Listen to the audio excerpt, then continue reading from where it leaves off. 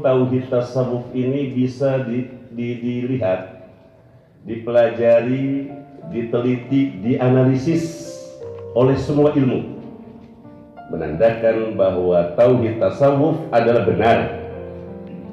Bagaimana sisi pembahasan kitab Alfiyah Imam Ibn Malik, wa mudmarar raf'il ladzi qad infasal akid bihi kulla domir rinittasal. Setiap domir yang munfasil, domir hati, setiap hati yang sudah menyatu dengan Allah Subhanahu wa ta'ala, wa mudmarar raf'il ladzi, setiap hati yang sudah tinggi derajatnya dan dia ittisal dengan Allah wahdatul wujud, menyatu dengan Allah bukan berarti melekat, jauh dengan Allah bukan berarti berpisah, karena kita dengan Allah tidak akan pernah bisa dipisahkan. Siapa yang berani berkata bahwa nafas kita bukan dari Allah, maka saat ini kita akan wafat. Di saat kita nafas, di sana ada minalillah, ada imdad setelah Allah ijad. Maka langkah kita, harokah kita, sakanah kita tidak mungkin bisa lepas dari Allah. Orang yang berkata tidak ada Allah pada dirinya sama saja tidak ada Khalik pada dirinya, bahwa dia menciptakan dirinya sendiri, dan itu adalah kekufuran.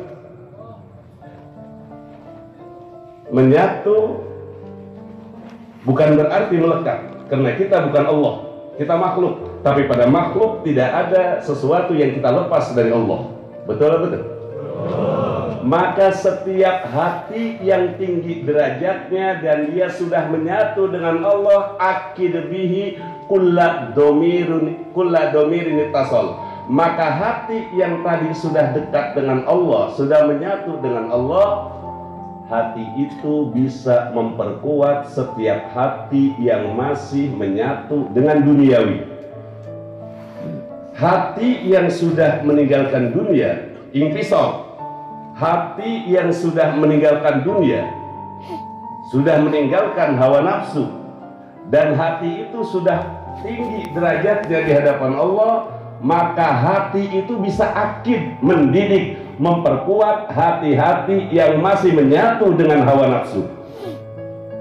Kenapa Abuya bisa mendidik kita untuk melepaskan hawa nafsu dari hati kita? Karena Abuya dari usia 13 tahun sudah diajarkan untuk hanya mengingat Allah Subhanahu wa ta'ala. Maka hati yang sudah berangkat, yang sudah rofah, yang sudah tinggi, dia bisa memperkuat hati yang masih menyatu dengan dunia. Bagaimana mungkin seseorang bisa melihat keagungan ajaran tauhid tasawuf ini kalau di dalam hatinya masih ada duniawi? Tidak mungkin.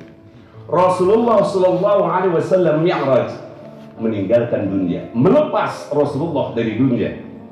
Rasulullah ditinggalkan dulu oleh Allah Subhanahu Wa Taala untuk menuju Sidratil Muntaha, ditinggalkan dunia.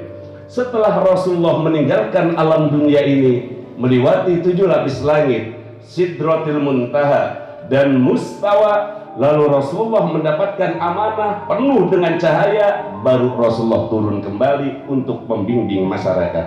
Maka kita tidak akan pernah mengenal Allah jika mendapatkan didikan dari hati-hati yang masih jauh dengan Allah Subhanahu wa ta'ala.